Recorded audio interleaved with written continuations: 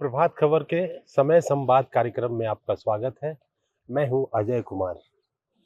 आज हम बात कर रहे हैं एक खास शख्सियत के साथ और वो हैं सीपीआई एमएल लिबरेशन के महासचिव श्री दीपंकर भट्टाचार्य जी। वो हमारे साथ हैं इस कार्यक्रम में। और दीपंकर जी लंबे समय से या कहें कि छात्र जीवन से इस वाम धारा के साथ जुड़ गए और भारतीय सांख्यिकी संस्थान से डिग्री हासिल करने के बाद कैरियर की जगह अच्छी नौकरी, अच्छा घर, अच्छा परिवार की जगह उन्होंने अपने जीवन की धारा मोड़ी। इन सब चीज़ों पर बात करेंगे। हम उनसे बात करेंगे जो मौजूदा लेफ्ट की स्थिति है बिहार में और पूरे देश में, उसको लेकर इनका नज़रिया क्या है, और भी ऐसे कई सवाल और मुद्दे होंगे। तो समय संवाद में आपका स्वागत है दीपंकर जी। सबसे पहला सवाल तो यही है कि जैसा हमने इंट्रोडक्शन में कहा कि भारतीय सांख्यिकी संस्थान से आपने डिग्री हासिल की और उसके बाद कैसे रुझान कैसे हुआ लेफ्ट की ओर आपका आने का? वो ये उस दौर की बात है जबकि सीपीएम काफ़ी मजबूत थी पश्चिम बंगाल में।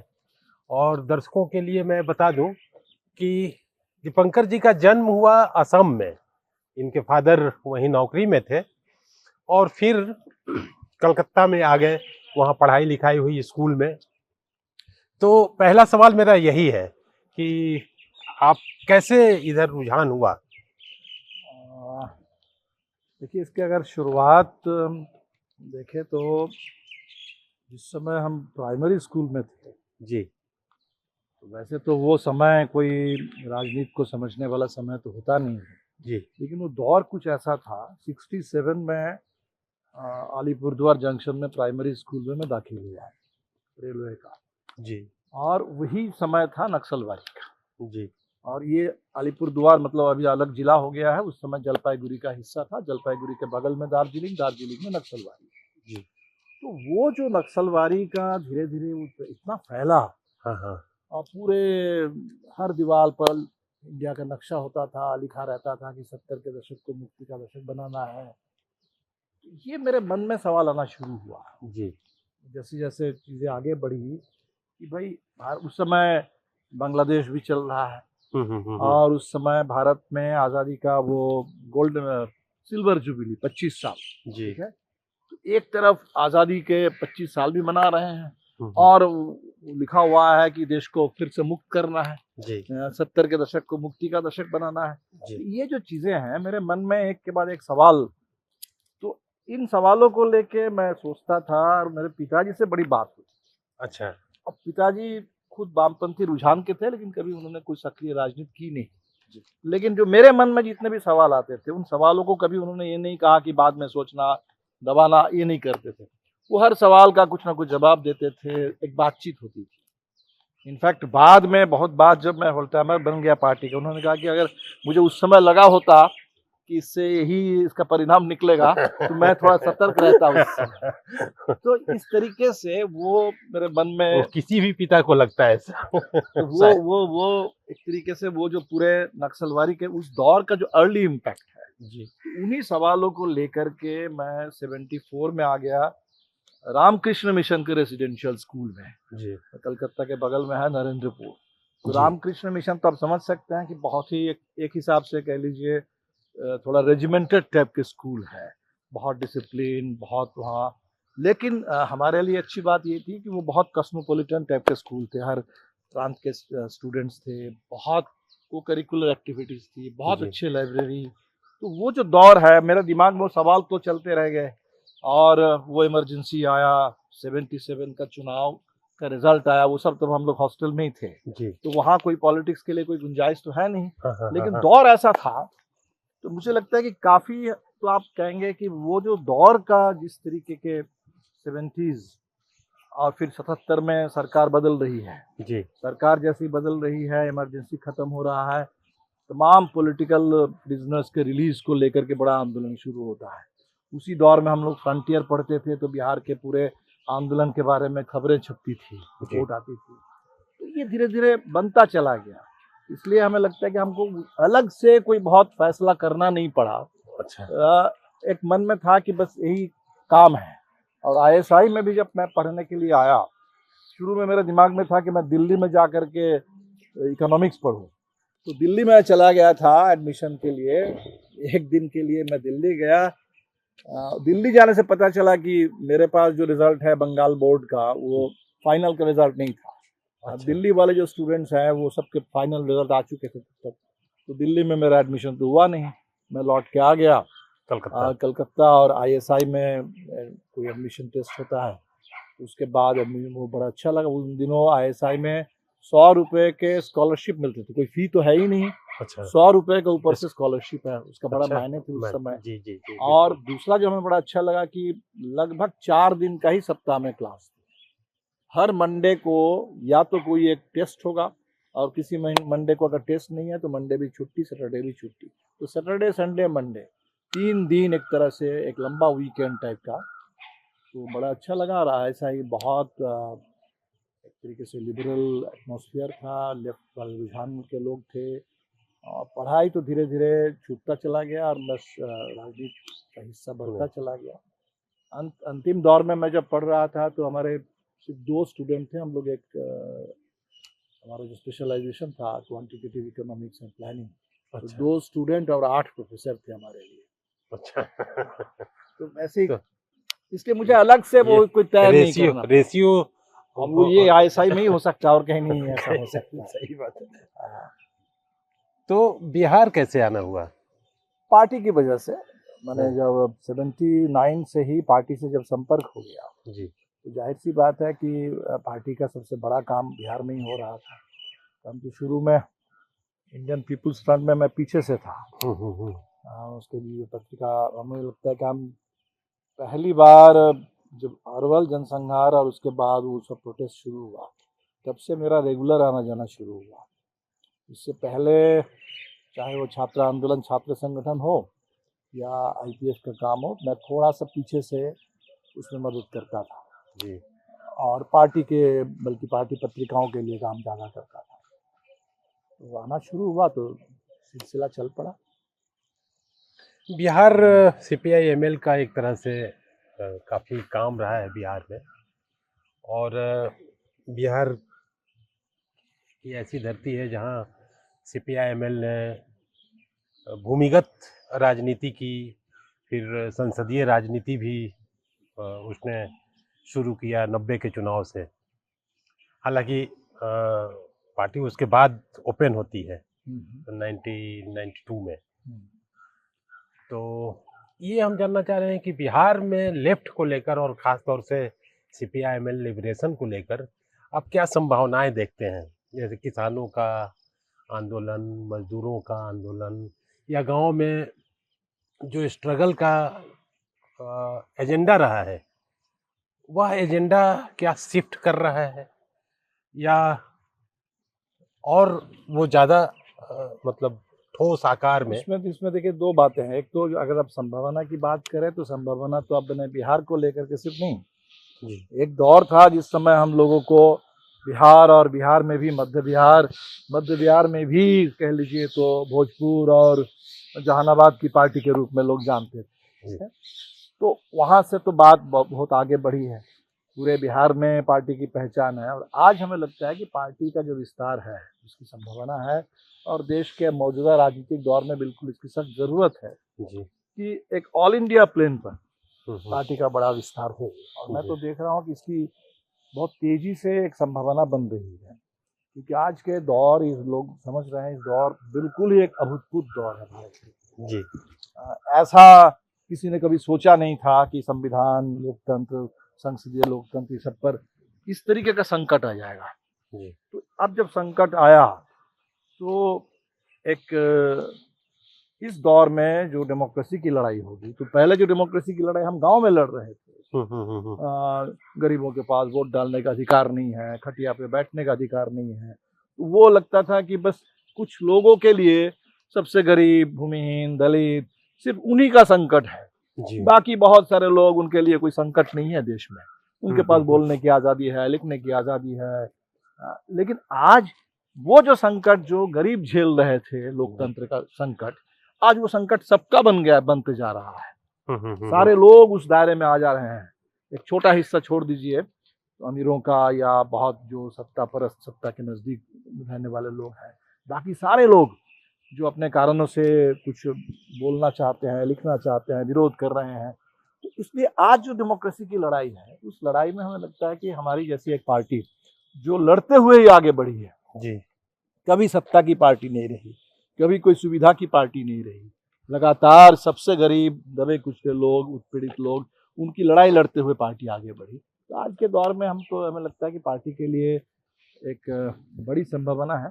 मैं आपको बताऊं कि अलग अलग धारा से संगठन भी माले में शामिल होते जा रहे हैं। जी, अभी जिस दौर में हमारी पार्टी बनी थी 1969 में नक्सलवादी के बाद, जी, उसी दौर में लगभग 1972 में कॉमरेड ए.के. राय के नेतृत्व में मार्क्सवादी समन्वय समिति का गठन हुआ था। जी। और धनबाद, झारखंड, बिहार से ही हुआ था, पटना में जी, शुरू हुआ था। उस समय जी। विधानसभा में भी शायद एमसीसी के विधायक होते हाँ, थे, बिल्कुल उमाशंकर होते थे। शुक्ल जी होते थे। जी, जी, कॉमरेड ए.के. राय तो वहाँ धनबाद सांसद ही थे। सिंदरी से पहले विधायक भी बने और फिर फिर बाद में। सांसद भी बने। जी, तो वो संगठन अभी पिछले साल सितंबर में माले में शामिल हो गया। जी, एमसीसी का माले में विलय हुआ। अभी 31 मई को हम लोग महाराष्ट्र में थे। महाराष्ट्र की बहुत पुरानी कम्युनिस्ट एक धारा है, लाल निशान पार्टी। जी, जी, 1942 के आंदोलन के दौर में जो सीपीआई ने जो 42 के आंदोलन से थोड़ा अलग रहने का जो फैसला किया था, उस फैसले के विरोध में बहस करते हुए लोग अलग हो गए थे महाराष्ट्र में, और उन लोगों ने लाल निशान पार्टी के रूप में काम करना शुरू किया। वो पूरी धारा अब उसका माले में विलय हुआ है। तो दो राज्य में तो हम देख रहे हैं कि जो महाराष्ट्र है और इधर झारखंड है, इसी तरीके की संभावना बहुत दिखती है। एक तो पूरे देश में ही हमें लगता है कि पार्टी के विस्तार की काफ़ी संभावना है, जी, लेकिन बिहार ऑब्वियसली सबसे मजबूत गढ़ है। बिहार से ही पार्टी को पूरी इतनी ऊर्जा, इतनी ताकत मिली है, और बिहार के अंदर भी विस्तार, और जो आप कह रहे हैं कि बिहार में एजेंडा लड़ाई का, ऑब्वियसली उसमें भी उसका शिफ्ट मैं नहीं कहूँगा, मैं कहूँगा उसका विस्तार हो रहा है। उसका विस्तार हो रहा है। पहले एकदम जो दलित उत्पीड़ित लोग हैं, जो बिल्कुल जिनके जिंदगी का कोई मतलब नहीं था, जिनको इंसान नहीं समझा जाता था, उनके इंसानी हक को लेकर के, वो भी बहुत मिनिमम हक को लेकर के हमने शुरू किया। वोट डालने का अधिकार, खटिया पे बैठने का अधिकार, वहीं से लड़ाई शुरू की। अब उसी का विस्तार देख लीजिए। आज जो स्कीम वर्कर है, इनके भी मेहनत का कोई मतलब नहीं है, काम करते जाओ करते जाओ करते जाओ, उन्हीं के बल पर स्कूल चल रहा है, पूरा स्वास्थ्य व्यवस्था चल रही है, लेकिन उस काम के लिए कोई मेहनतना ठीक से नहीं है, कोई सम्मान नहीं है। आज के जो नौजवान हैं, जो ठेके पर काम कर रहे हैं, अनुबंध पर, आउटसोर्सिंग पर काम कर रहे हैं, उनके काम का कोई मतलब नहीं है। तो उनका जो सम्मान का सवाल है, पहले वो दलित के सम्मान का सवाल था, आज एक तरीके से ये नया दलित है, नए दलित है इस देश में, जो नौजवान है, जो ठेके पर काम कर रहे हैं और कोई वेतन नहीं मिलेगा, 12 घंटा 14 घंटे काम करो और कुछ नहीं मिलेगा।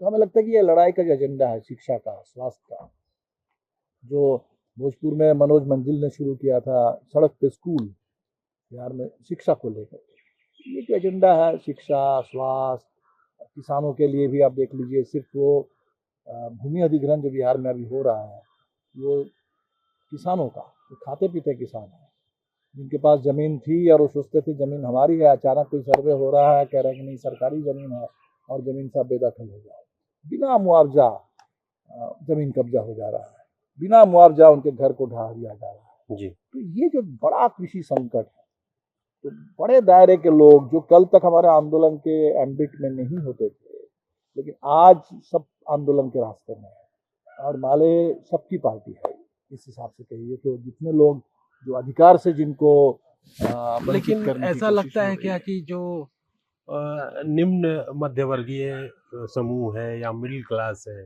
खासतौर से उसमें एक नौजवानों की बहुत बड़ी संख्या भी है, और उनकी अपनी समस्याएं भी है, ये इस फोल्ड से अब भी बाहर हैं या उस फोल्ड में शामिल नहीं हो पा रहे हैं। एक तो देखिए, नौजवानों में जो आज के दौर के नौजवान हैं जी वो बेहद एक तरीके से उनके सामने जो जैसी जिंदगी है बहुत असुरक्षित, जी बहुत ही उनके सामने किसी तरह का कोई सर्टेनिटी नहीं है। हम्म तो एक जमाने में हम लोग जो नौजवान आंदोलन की बात करते थे वहाँ एक स्थिरता होती थी।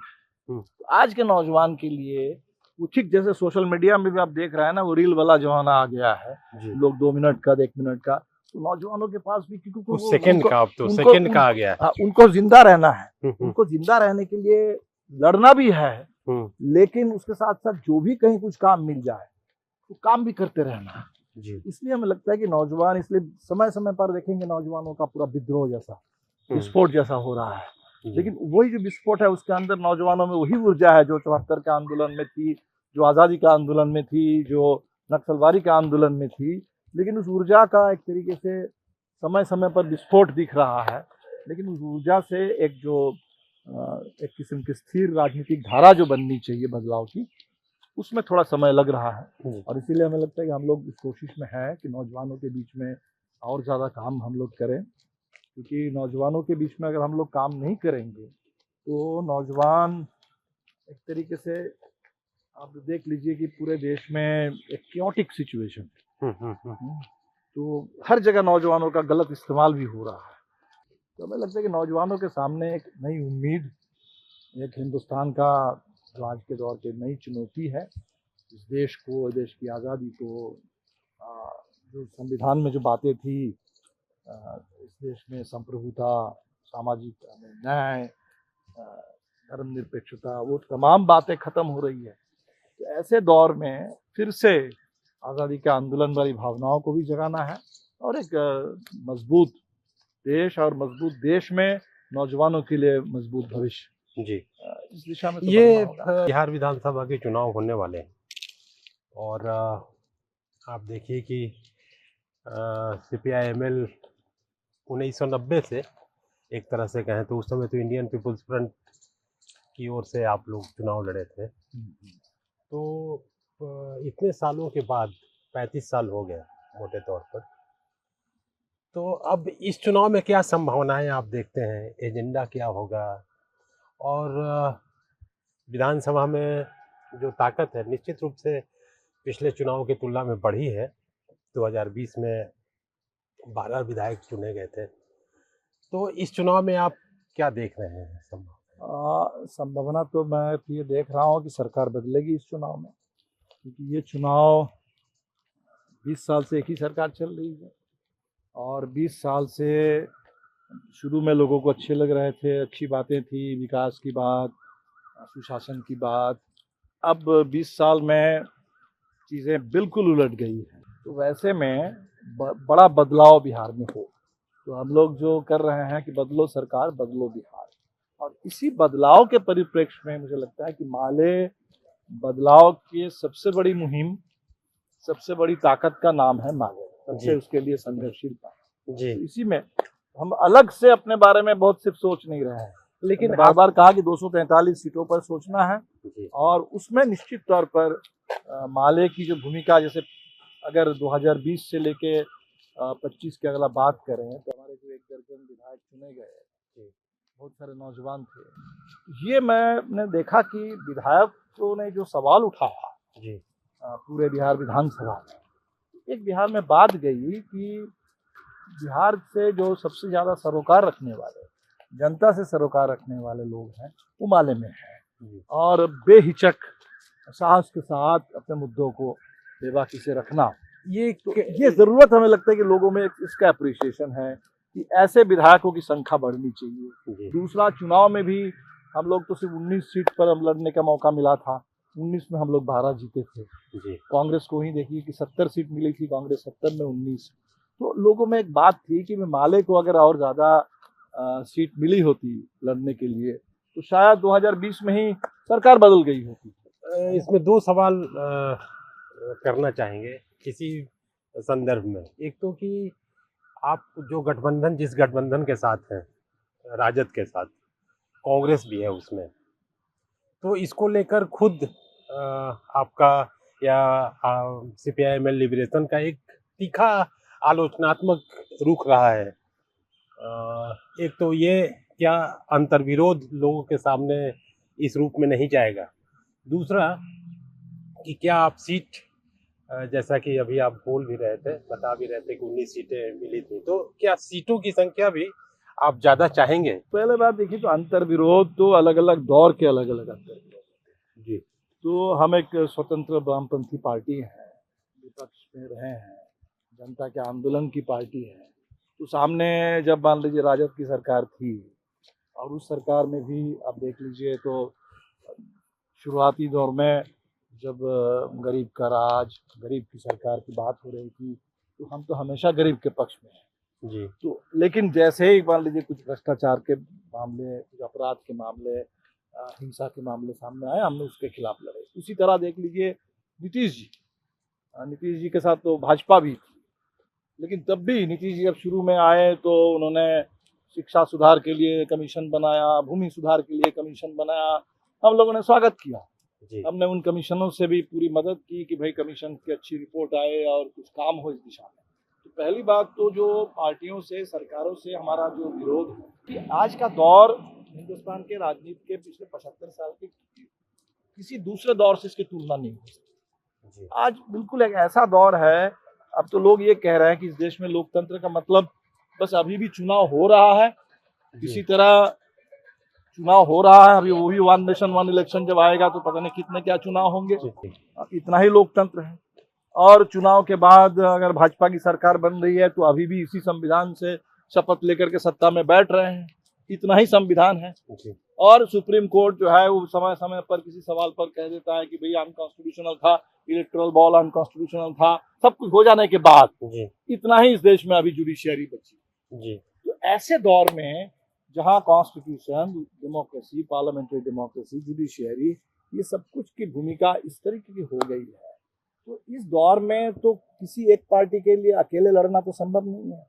आज बीजेपी के खिलाफ बड़ा मोर्चा चाहिए, और उस मोर्चे में जाहिर सी बात है अलग अलग पार्टियां होंगी, इसीलिए लड़ाई में एकता चाहिए। तो हमें लगता है कि इस दौर को लोग समझ रहे हैं, इसमें समझने में किसी को कोई दिक्कत नहीं है। जैसे अगर आरजेडी ही तो कांग्रेस को रिप्लेस करके कभी आई थी, तो वो तो तब आरजेडी और कांग्रेस में भी, जनता दल और कांग्रेस में भी विरोध था, है ना। इसलिए पार्टियों में तो हर एक ने एक दूसरे को रिप्लेस किया है, विरोध रहा है एक दूसरे का, लेकिन व्यापक विपक्षी एकता आज समय की जरूरत है, इस बात को लोग समझ रहे हैं। ये राष्ट्रीय स्तर पर आप देखें तो खासतौर से वामपंथ की जो स्थिति है, या जो कमजोरी है, वैचारिक कमजोरी है, विचारधारा की कमजोरी है, या संगठनात्मक कुछ चुनौतियां हैं। जैसे आप सीपीआई सीपीएम के संदर्भ में बात करें तो अब दोनों देखिए, चुनौती दोनों मोर्चे पर ही है जी। क्योंकि वामपंथ एक विचारधारा का ही आधारित संगठन है जी। तो विचारधारा को तो आपको प्रयोग में ले जाना है जी। विचार तो अच्छे होते हैं। जैसे आप तमाम जितने दुनिया भर में कम्युनिस्ट पार्टियां हैं, लेफ्ट विचार वाले हैं, सारे लोग कम्युनिस्ट मैनिफेस्टो से शुरू करते हैं, तो सबके सामने दूर का जो लक्ष्य है वो एक है, सपना जो है वो एक है। फर्क जब आता है कि आज इस वक्त यहाँ खड़े होकर के क्या करना है, आज क्या करना है, किस दिशा में कदम बढ़ाना है, यहाँ जाकर के लोगों में फर्क आ जाता है। तो उसमें विचार को, इसका मतलब विचार को जब हम व्यवहार में तब्दील करते हैं, विचार को जोड़ते हैं व्यवहार के साथ, वहाँ जाकर के सवाल खड़ा होता है, कमजोरी वहाँ आकर के आती है। दूसरा है कि उसमें भी संगठन, अगर आप मजबूत संगठन आपके पास है तो आप बेहतर ढंग से कर पाएंगे, और बेहतर ढंग से कर पाएंगे तभी संगठन भी आपका मजबूत होगा, मजबूत आंदोलन होगा तभी मजबूत संगठन होगा। इसलिए कुल मिलाकर के आज के दौर में हमें लगता है कि वामपंथ के लिए अलग कोई संकट नहीं है। बीजेपी के जो अचानक इस तरीके का ग्रोथ हुआ है, आरएसएस जिस तरह से फैला है और पूरे सत्ता पर कब्जा जमाया है, तो आज़ादी के आंदोलन में जितनी धाराएं थी, आरएसएस जो है आज़ादी के खिलाफ खड़ी थी धारा, लेकिन आंदोलन में जितनी धाराएं थी, इसमें कम्युनिस्ट को भी रखी है, कांग्रेस को भी रखी है, तो कांग्रेस में भी जो नेहरू वाले, सुभाष बोस वाले, गांधी वाले, अम्बेडकरवादी, तो हर धारा के लोग आज सबको एक तरीके से संकट का सामना करना पड़ रहा है। इसलिए ऐसा नहीं कि सिर्फ वामपंथ अकेले कोई कमजोर हो गया। बीएसपी जैसी पार्टी बीएसपी जैसी पार्टी उत्तर प्रदेश में, उसकी भी सरकार बनी, 4-4 बार मायावती जी मुख्यमंत्री बनी, और आज उस पार्टी के सांसद नहीं है, उस पार्टी के कोई विधायक नहीं है।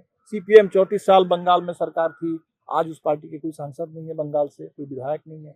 तो जो संकट एक तरह से सीपीएम का बंगाल में है, वही तरह का, उसी तरह का संकट आपको प्रासंगिकता का संकट कह लीजिए, अस्तित्व का संकट कह लीजिए, बसपा के लिए दिखेगा, जबकि दो बिल्कुल अलग अलग किस्म की पार्टियां हैं।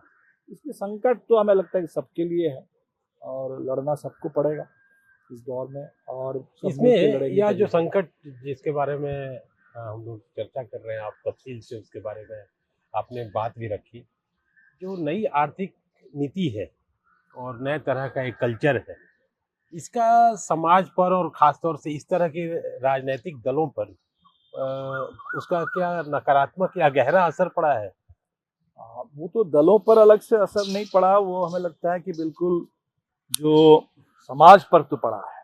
समाज जैसे नई आर्थिक नीति हम लोग शुरू किए थे एलपीजी बोल करके जी, उदारीकरण जी, निजीकरण, उस दौर में लोगों को लग रहा था, काफी एक उम्मीद थी कि चलो सब कुछ सरकारी है तो सरकार में भ्रष्टाचार है, उदारीकरण होगा तो भ्रष्टाचार कम हो जाएगा, दक्षता बढ़ेगी, एफिशिएंसी बढ़ जाएगी, कंपटीशन बढ़ेगा तो फायदा होगा। एक चीज बनाने वाली कोई एक कंपनी नहीं होगी, 10 कंपनी होगी। तो धीरे धीरे पिछले 30 साल का जो अनुभव है लोगों का, वो अनुभव लेकिन है कि ऐसा हुआ नहीं। अब आप देख लीजिए कि मोबाइल कंपनी देख लीजिए, पहले कितने मोबाइल बाजार में आ गए थे, अब आप करते करते बस एक जियो और किसी तरह के एयरटेल बचा हुआ है। पहले अचानक लगा कि कितने कंपटीटर्स आ गए हैं, कितने एयरलाइंस आ गए हैं, वो कहाँ चला गया, वो किंगफिशर, वो जेट, वो सारे खत्म हो रहा है। अभी इंडिगो भी लगभग खत्म होने के कगार पर है, और फिर से वही टाटा और एयर इंडिया आ गया है। तो ये जो पूरे देश में कोई कंपटीशन तो कहीं कुछ है नहीं, और जैसे ही किसी एक कंपनी का बोलबाला हो, निजीकरण, अभी तो अदानी अंबानी का हर जगह बोलबाला है, तो लोगों को ये बात अब समझ में आने लगी है कि वो कोई भ्रष्टाचार कम होना, ऐसा कुछ भी नहीं हुआ है। तो जैसे आप देखिए तो पब्लिक सेक्टर निजीकरण के खिलाफ जो लड़ाई शुरू में कौन लड़ रहे थे, सिर्फ पब्लिक सेक्टर के एम्प्लॉय लड़ रहे थे जी, जिनको लग रहा था कि हमारी नौकरी खतरे में है। लेकिन आज लोग ये महसूस कर रहे हैं कि पब्लिक सेक्टर है तो जॉब सिक्योरिटी है, सोशल सिक्योरिटी है, पेंशन है, और वो नहीं, आरक्षण है, और वो नहीं है तो कुछ भी नहीं है। तो इसलिए आप देखिए तो निजीकरण के खिलाफ भी जो लड़ाई है, मैं देख रहा हूँ उसका दायरा बढ़ रहा है। तो नई आर्थिक नीति से पीड़ित आज किसान लड़ रहे हैं कॉरपोरेट के खिलाफ कि भाई हमको खेती हमारी बचानी है, और ये अदानी अंबानी के हाथ में हम खेती सौंपेंगे नहीं। तो आज ये देख लीजिए तो देश में एक बड़ी संभावना बन रही है कि एक ही आर्थिक नीति है जिससे अलग अलग ढंग से किसान भी पीड़ित है, मजदूर कर्मचारी भी पीड़ित है, और जो आज का नौजवान है जिनके सामने अग्निवीर है तो वो भी पीड़ित है, उनके सामने भी कोई नौकरी, एक स्थायी नौकरी नहीं है। ऐसे दौर में हमें तो लगता है कि नई आर्थिक नीति से प्रभावित लोग जरूर हुए हैं, और लेकिन नई आर्थिक नीति ने ही आज देश में लोगों के बीच में एक नई एकता और संघर्ष के लिए एक नया एजेंडा सामने ला दिया।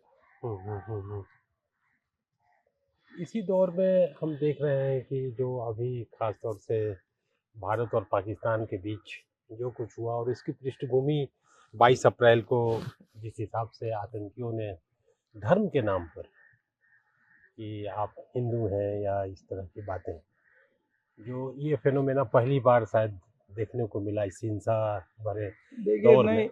हमें लगता है कि आतंकवाद उसके बाद का जो पूरा घटनाक्रम है, इसको कैसे आप देख रहे हैं? पहली बार हमें लगता है कि जब जब कोई सांप्रदायिक हिंसा का दौर आता है, वो तो धर्म देख के ही मारा जाता है। जो 84 में जो सिखों का कत्लेआम हुआ है, वो तो सिखों को देखकर ही मारा गया है। जब जब हुआ है, जो मुस्लिम के मॉब लिंचिंग होती है, वो तो मोदी जी कहते हैं कि कपड़ों से पहचान में आ जाते हैं, तो देख के ही तो किया जाता है। अब ये प्रचारित जरूर हुआ कि भाई पूछ के किया गया, अब पूछ के किया गया, उसमें महिलाओं को नहीं मारा गया, उनसे कहा गया है कि आप जा करके बता देना सरकार को। तो ये बात तो सही है कि बहुत ही मैंने पूरे देश के लिए, दुनिया के लिए ये जो दहशतगर्दी, ये बिल्कुल ही बहुत बड़ा धक्का है, बहुत बड़ी चुनौती है, सबने करीब भर्त्सना की। लेकिन हमें लगता है इससे जो सवाल अब खड़े हुए हैं, जिस तरह से मोदी सरकार ने रिस्पॉन्ड किया, तो उसमें सरकार की पूरी कमजोरी उजागर हो गई। दो बड़े सवाल पर, एक तो ये सरकार का दावा था कि हमने देश को बहुत सुरक्षित कर दिया है, नेशनल सिक्योरिटी, हर चीज को ये सिक्योरिटी से जोड़ करके बताते हैं। नोटबंदी भी करते हैं तो कहते हैं कि इससे हम आतंकवाद को खत्म कर देंगे। कश्मीर में 370 खत्म किया तो कह रहे हैं कि कश्मीर में आतंकवाद खत्म हो जाएगा। लेकिन उसी कश्मीर में लगातार कभी उरी, कभी पठानकोट, कभी आपके पुलवामा, कभी पहलगांव लगातार हो रहा है। और लोगों को जो सबसे बड़ा सवाल आया कि भाई जिस कश्मीर के चप्पे चप्पे पर पुलिस है, पैरामिलिट्री है, मिलिट्री है, और वो हो क्या गया, जहाँ 7-8 अप्रैल को अमित शाह जाकर के मीटिंग करके आए, जायजा लेकर के बोले कि सब चंगासी बहुत ठीक है, सब सुरक्षित है, और वहाँ 2000 लोग घूमने के लिए जाते हैं और उनके लिए कोई एक पुलिस वाला भी नहीं होता। और जब लोग मारे जाते हैं तो भाजपा के सांसद कहते हैं कि महिलाओं में वीरांगना का भाव नहीं। क्या वो लक्ष्मीबाई की तरह 1857 की लड़ाई लड़ने हुआ गए थे? वो तो घूमने गए थे, आम लोग थे, हनीमून मनाने गए थे। आप लोग जो पीड़ित हैं, मारे गए, अब उन्हीं पर आप आरोप लगा रहे हैं, आक्षेप लगा रहे हैं कि आपके अंदर लड़ने की भावना नहीं है, आपको कूद जाना चाहिए, लड़ जाना चाहिए। तो कुल मिलाकर के जो सरकार का काम था सुरक्षा प्रदान करना लोगों को, सरकार पूरी तरह से सुरक्षा के मामले में फेल है। तो अभी ऑपरेशन सिंदूर से हासिल क्या हुआ? लोग ये पूछ रहे हैं कि आतंकवादी कहाँ पकड़े गए, लेकिन आपको उससे मतलब नहीं, आपको चुनाव से मतलब है। आपको ऑपरेशन सिंदूर को ब्रांड बना करके सिंदूर सिंदूर कुछ भी घर घर सिंदूर लेके जाने वाली योजना थी, उसको वापस लेना पड़ा इनको। तो इसलिए हमें लगता है कि जिस तरीके से इस पूरे इतने बड़ा सवाल, इतना बड़ा हमला, इतने लोग मारे गए, पहलगाम में भी मारे गए, पुंछ में भी मारे गए, जो भी 2-4 दिन जो जंग की स्थिति थी, या आज भी लोग कहते हैं कि अक्रॉस एलओसी कुछ गोलीबारी चल रही है, लोग मारे जा रहे हैं, सेना के जवान के लोग, उनके डेड बॉडी घर आ रही है। तो ऐसे में सरकार ने जो किया है खिलवाड़ राष्ट्रीय सुरक्षा के साथ, आपके देश की विदेश नीति के धरातल पर, और बड़ा सवाल ये है कि जो अमेरिका के साथ पता नहीं क्या है, पूरी विदेश नीति देश की बन गई कि भाई अदानी को ठेका दिलवाना है। अदानी को ठेका दिलवा रहे थे हर जगह जा करके। अब वही अदानी शायद इनके सबसे कमजोर नस बन करके अदानी का भ्रष्टाचार, अदानी के फ्रॉड पकड़े जा रहे हैं। और अमेरिका के सामने जिस तरीके से, शर्मनाक तरीके से ये सरकार आत्मसमर्पण कर रही है, तो हमें लगता है कि देश में वो सवाल भी अब उठेगा कि भाई इस देश के संप्रभुता, उसका स्वाभिमान, उसकी आज़ादी, उसका क्या होगा। आमतौर पर हम लोग देखते हैं कि जब जब भी चुनाव या ऐसे भी समाज में एक फेनोमेना के तौर पर आप बोल सकते हैं, एक गोलबंदी, तो यह गोलबंदी लोकतंत्र के लिए, डेमोक्रेसी के लिए और मध्यमार्गी पार्टियों, लेफ्ट के लिए कितना मतलब नुकसानदेह आप देखते हैं? और इस गोलबंदी, इस तरह की गोलबंदी को तोड़ने के लिए क्या आपके पास काट है? गोलबंदी, हम ये कह रहे हैं कि गोलबंदी तो अपने आप में कोई गलत चीज़ तो है नहीं, अगर सही सवाल को लेकर के सही ढंग से गोलबंदी हो। लेकिन कोशिश जो होती है कि भावनात्मक धरातल पर, कुछ संकीर्णता के आधार पर, नफरत के आधार पर जनता को ही आपस में बांट करके एक हिस्से को दूसरे हिस्से के खिलाफ गोलबंद कर देना, ये निश्चित तौर पर बहुत गलत किस्म की गोलबंदी है। हमें लगता है कि आज के दौर में इस बार जो मुझे लग रहा है कि जो कोशिश थी बीजेपी की इस चुनाव से पहले कि एक उन्माद पैदा कर देना देश में, एक उन्माद के माहौल में चुनाव हो, तो अभी तक तो बिहार में देख करके, मोदी जी का रोड शो जो पटना में हुआ उसको देख करके, जो उनकी सभाएं हुई है अभी मधुबनी में और विक्रमगंज में, उन सभाओं को देख करके, जो जनता में जो बहसें चल रही है, बातें चल रही हैं, उन बातों को सुन करके मुझे नहीं लगता है कि इस बार ऐसे कोई गलत किस्म की गोलबंदी होने जा रही है। बिहार में आज़ादी के दौरान से कहें और समय समय पर भी भूमि को लेकर एक काफ़ी सेंटर में रहा है भूमि सुधार का एजेंडा। बिहार में क्या वो गायब है या अभी भी उसकी प्रासंगिकता आप देखते हैं? बिल्कुल प्रासंगिकता है, और बल्कि भूमि का सवाल बड़े दायरे में अब फैल गया है। पहले जो भूमि सुधार हम कहते थे वो बेसिकली भूमिहीन को भूमि मिले जी, लेकिन अभी आप देख लीजिए जो भूमि सर्वे आया और जिस तरह से यहाँ हो रहा है, तो जिनके पास जमीन थी, जमीन है, और वो जमीन का हो सकता है कागज ठीक से ना हो, तो इसको लेकर के ऐसा एक पूरे बिहार में हम तो देख रहे हैं कि एक तरह के अफरा तफरी का माहौल है। लोग कागज बना रहे हैं जमीन का, उसमें पूरा भ्रष्टाचार चरम पर है। तो भूमि सुरक्षा, मैं कहूँगा भूमि सुरक्षा का सवाल एक बिहार के बहुत बड़े हिस्से के सामने। गरीब के पास तो सवाल इतना है कि भाई कोई जमीन का अगर आपको, मतलब जिनके पास जमीन है पहले से, बिल्कुल असुरक्षित हो गए हैं, और वो असुरक्षित किसी दूसरे वजह से नहीं, सरकार की वजह से, सरकार की भूमि नीतियों की वजह से हो रहे हैं। इसलिए हमें लगता है कि भूमि सुधार तो आज भी प्रासंगिक है कि गरीबों को जमीन मिले। भूमि सुधार के बगैर लोग ये भी महसूस करते हैं कि अगर हम जो सामाजिक न्याय की भी बात करते हैं वो बात भी अधूरी है जी। वो अधूरी है कि अगर जमीन पर, रिसोर्स पर अगर कहीं कोई अधिकार नहीं है तो सिर्फ शिक्षा भी नहीं आपको मिलता। हमने तो कहा कि बिहार में दिलचस्प बात है कि नीतीश जी ने भूमि सुधार और शिक्षा सुधार दोनों के लिए आयोग बनाया, दोनों की अच्छी रिपोर्ट आ गई, दोनों रिपोर्ट को ठंडे बस्ते में डाला। इसका मतलब बिहार में भूमि सुधार का विरोध करने वाले भी एक हिस्सा है, तबका है, शिक्षा सुधार का भी विरोध करने वाला एक कोई तबका है जो चाहता है कि शिक्षा में भी कोई सरकारी बढ़िया स्कूल्स ना हो, शिक्षा का विस्तार ना हो, और वो कुछ चंद लोगों के लिए एक कारोबार का मामला बनते रह जाए। तो कुल मिला करके ये जो भूमि सुधार विरोधी ताकतें और शिक्षा सुधार विरोधी ताकतें, वो अभी भी सत्ता पर तो हावी है, और इसीलिए ना भूमि सुधार हो पाया ना शिक्षा सुधार हो पाया। इसलिए मुझे लगता है कि आज लोग शायद इसको महसूस करेंगे कि हमें दोनों ही सुधार चाहिए अगर इस समाज में सोशल मोबिलिटी चाहते हैं। तो ऐसी ताकतें क्या कांग्रेस के शासन के दौरान भी, या लालू प्रसाद के राज के दौरान हम कोई पार्टी की बात यहाँ नहीं करेंगे। वो एक तबका है बिहार में जिस वजह से अब उस समय भूमि सुधार की रिपोर्ट आई तो कुछ लोग तो कहने लगे कि भाई खून की नदी बह जाएगी, ये धमकी देने वाले थे। तो और शिक्षा सुधार को लेकर के वैसे उस तरीके से धमकी नहीं, लेकिन कुल मिला के बात तो रही होगी, जिसके चलते नीतीश जी ने शिक्षा सुधार की रिपोर्ट को भी खारिज कर दिया। अच्छी रिपोर्ट थी बहुत बिहार में, अगर उस रिपोर्ट पर काम हुआ होता तो आज ये जो शिक्षा चौपट हो गई। और शिक्षा चौपट का मतलब बिहार जैसे प्रदेश में, देखिए गरीब के लिए शिक्षा के अलावा कुछ और है नहीं, आपके पास सोशल कैपिटल और कुछ नहीं हो सकता। जाति गणना और बिहार के लिए भी, बिहार जैसे प्रदेश के लिए भी मुझे लगता है कि आप चाहेंगे भी तब भी आपके पास कोई खदान नहीं होगा, वो झारखंड में चला गया। तो आप चाहेंगे भी तो आपके पास कोई बड़ा स्टील प्लांट, बड़ा उद्योग नहीं होगा। आप एजुकेशन से ही बिहार का वो बदल सकता है, बिहार की तस्वीर बदल सकती है।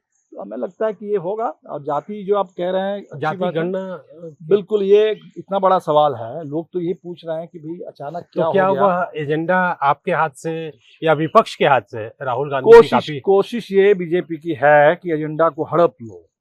तो लोगों को लेकिन लगता है कि ये बीजेपी का या नीतीश जी का भी, इन लोगों का है कि एजेंडा को ले लो। जैसे भूमि सुधार लिया, ठंडे बस्ते में डाला, शिक्षा सुधार के लिए नारा दिया, ठंडे बस्ते में डाला। तो कहते हैं उसका उल्टा करते हैं। इसलिए जब आज सरकार कहने लगी कि हम पूरा जाति जनगणना कराएंगे, जाति आधारित, तो लोगों को तो बिल्कुल लगने लगा कि दाल में कुछ काला जरूर है। तो इसलिए बड़ा सवाल ये होगा कि जल्दी कराओ। सेकेंडली, जनगणना के बाद क्या? बिहार में जो सर्वे हुआ उससे आंकड़े आए, जैसे ही आंकड़े आए तो विधानसभा में सब ने मिल करके तय कर लिया कि 65% आरक्षण। और सरकार का तो काम ये था, डबल इंजन की सरकार है, काम तो उनको करना था कि उसको आप 9 शेड्यूल में डालते, ताकि जैसे तमिलनाडु में 69% आरक्षण लागू है, बिहार में भी 65% लागू होता, किसी कोर्ट के कोई अरंगा इसमें नहीं होता। लेकिन ये काम उन्होंने किया नहीं। हमें लगता है कि जो सवाल हम लोग उठा रहे हैं कि गिनती हो, लेकिन पहले से ये भी तय हो कि गिनती के बाद आरक्षण की सीमा, वो 50% का जो एक कृत्रिम ढंग से एक सीमा तय कर दी गई, वो सीमा हटेगी। और प्राइवेट सेक्टर में भी आरक्षण, जिसके बगैर आज सरकारी नौकरियां खत्म हो रही है, तो प्राइवेट सेक्टर में भी आरक्षण। मैं तो कहूँगा कि आरक्षण ही सिर्फ नहीं, जो बात है कि पूरे देश में रिप्रेजेंटेशन में, इसमें बहुत जुडिशियरी में आप देखिए क्या कंपोजिशन है, मीडिया में क्या कंपोजिशन है, यूनिवर्सिटी में क्या कंपोजिशन है। तो देश में दलित बहुजन समाज वो पूरी तरह से बहुत सारे डिसीजन मेकिंग के स्फीयर में कहीं है नहीं। तो ये जो असंतुलन है, इसको तो खत्म करना होगा। तो ये आरक्षण हमें, मेरे ख्याल से एक मोबिलिटी का टूल है, थोड़ा बहुत मोबिलिटी, और हमारे सामने लक्ष्य है इक्वालिटी। तो मोबिलिटी से शुरू करके इक्वालिटी की ओर बढ़ना है। जाति आधारित जनगणना, मैं समझता हूँ कि इस दिशा में एक बहुत ज़रूरी आंकड़े हैं, इनपुट है, सच्चाई सामने आएगी। और वो जो यथार्थ है उस यथार्थ को हमें बदलना है। तो बदलने के लिए यथार्थ के बारे में पूरी जानकारी चाहिए। बिहार में आप देखें तो खास तौर से दलित महादलित जो तबका है और उसमें एक CPI-ML का काफ़ी प्रभाव रहा है। लेकिन आप देखिए कि जीतन राम मांझी आते हैं, चिराग पासवान आते हैं, राहुल गांधी का भी एजेंडा फोकस में दलित है। बिहार में लगातार वो आ रहे हैं और वो उनकी गतिविधियों से ही दिख रहा है कि वो कांग्रेस को किस प्लैंक पर ले जाना चाहते हैं। तो इसमें जो आपका आधार है, क्या इससे आप और कमज़ोर होंगे? नहीं, इससे आप मजबूत होंगे। अगर कैसे? दलित का एजेंडा, देखिए दलित, आज ये सवाल है कि दलित उत्पीड़न, जी। जिसको लोग कहते थे कि दलित उत्पीड़न नाम की कोई चीज नहीं है, होता ही नहीं है। तो आज अगर दलित एजेंडा बन रहे हैं तो निश्चित तौर पर तब वो एजेंडा अगर बनेगा तो दलित के लिए सबसे लंबे दौर से और सबसे सुसंगत तरीके से उनके पूरे अधिकार के लिए लड़ने वाली पार्टी हम हैं। इसलिए हमारे लिए तो बहुत अच्छी बात है। बल्कि ये जो चिराग पासवान या जीतन राम मांझी, जी। अच्छी बात है कि दो नेता हैं बिहार से, दो दलित पार्टी संसद में है, मंत्री हैं। जी। लोग तो सवाल ये उठा रहे हैं कि आप मंत्री हैं, आपको लोगों ने वोट दिया, अच्छी बात है, लेकिन जो गया में आप चले जाइए, इतना ज्यादा उत्पीड़न है, उसकी घटनाएं हैं मुसहर जाति की। आप पूरे बिहार में देख लीजिए, कोमल पासवान की हत्या हो जाती है, सिवान में किसी मूछ रखने के लिए कोई पासवान जाति के शिक्षक की हत्या हो जाती है। इस दलित उत्पीड़न के खिलाफ हमारे ये नेता कितने मुखर हैं। अंबेडकर का संविधान आज खतरे में है, उस संविधान के पक्ष में ये लोग क्या कोशिश कर रहे हैं।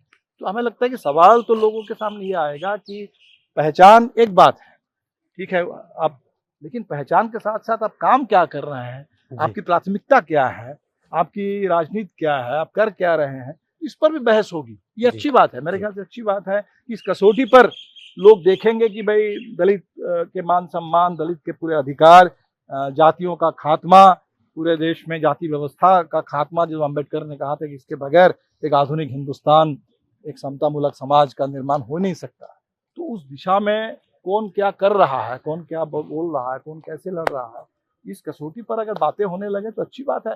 तब तो कम से कम ये खत्म हो जाएगा ना, ये हिंदू मुस्लिम के नाम पर और ये नफरत के आधार पर ये जो झूठ फैला करके, तो झूठ और नफरत की राजनीति खत्म हो, बातें हो, सम्मान, आरक्षण, रोजगार, भूमि सुधार, शिक्षा, है ना, लोगों के लिए भोजन, मकान, उसके अधिकार, बिजली, इसकी बात हो, अच्छी बात है। एजेंडा बदल जाए पॉलिटिक्स में, इससे अच्छी बात और क्या हो सकती है। एक और सवाल ये है कि खास तौर से भूमिगत राजनीति, जो हथियारबंद राजनीति रही है और जहाँ से CPI-ML निकला, आज अगर देखें, जैसा कि सरकार का ये है कि जो नक्सली जो आंदोलन थे या नक्सली राजनीति जो थी, अब वो देश के कुछ जिलों तक सीमित रह गई है। तो यह जो प्रयोग था हथियारबंद राजनीति का या भूमिगत राजनीति का, यह प्रयोग भारत जैसे देश में उसका व्यवहारिकता बहुत ही नहीं थी।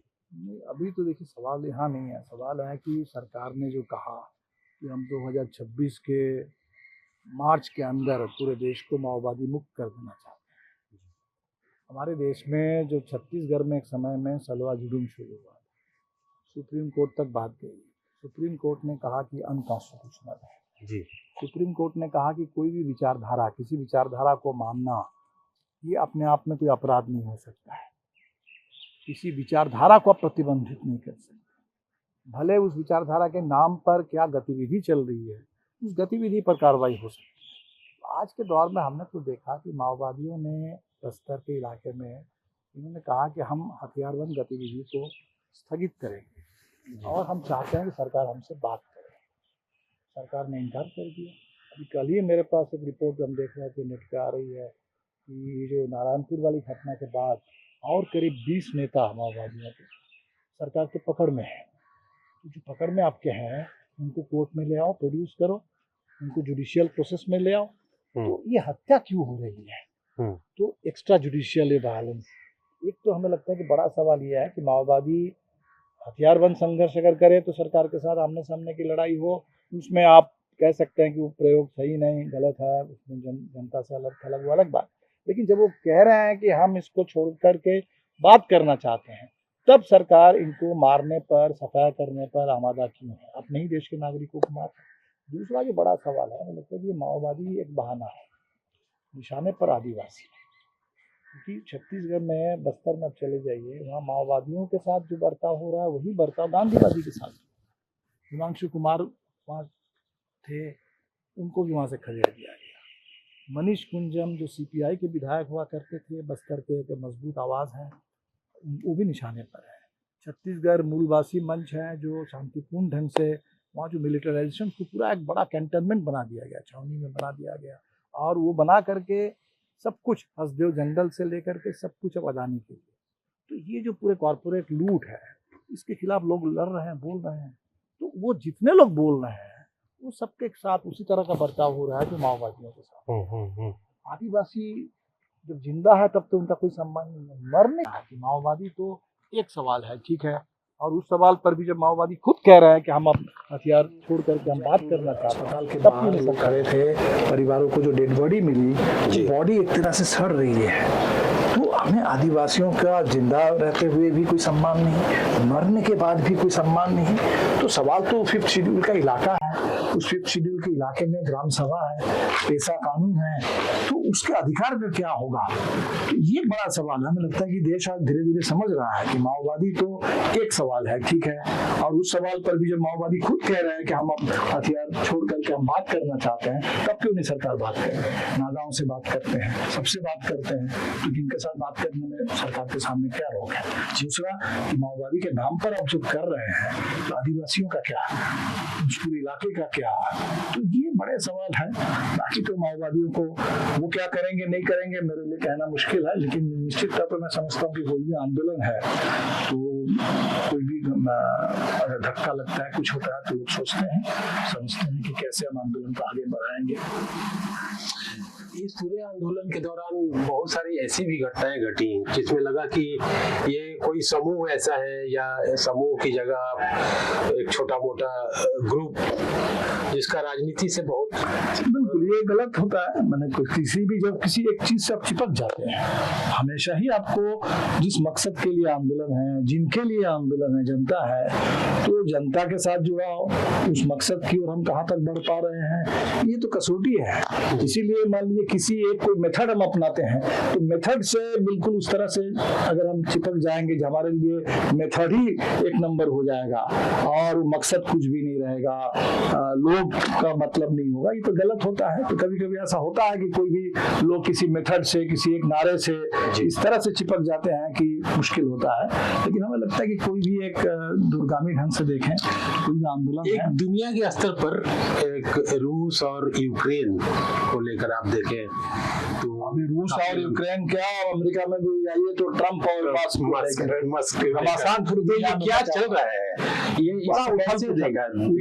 उथल पुथल चल रहा है। एक नागरिक के तौर पर उथल पुथल चल रहा है, और नागरिक के जीवन पर क्या असर पड़ने वाला है? इन घटनाओं से नहीं, एआई से क्या असर पड़ने वाला है जी। तो एक तरीके से आपका आप हम कुछ बात कर रहे हैं तो इसी का कोई डीप फेक बना करके कोई कुछ कर देंगे। तो ये तो पूरे एक तरह का क्योस फैल गया है दुनिया में। अब इस क्योस से फिर कोई एक क्लैरिटी निकले आए तो दुनिया में हमें लगता है कि दुनिया इस कगार पर अभी है। क्लाइमेट कितना बड़ा सवाल खड़ा हो गया है, अभी कोई ठिकाना नहीं है, कब कहाँ बाढ़ आ जाएगी, कब सूखा पड़ जाएगा, कब किसी इलाके का पूरा इलाका ही गायब हो जाएगा। तो इसलिए बड़ा सवाल दुनिया एक तरीके से, जो क्राइसिस की हम बात करते थे पहले एक बहुत छोटे दायरे में बात करते थे, इकोनॉमिक क्राइसिस है, कुछ शेयर मार्केट में क्राइसिस है। अब जो क्राइसिस है वो सर्वव्यापी है और बहुत गहरा है। तो इस गहरा संकट, लेकिन मैं अभी भी आशावादी हूँ।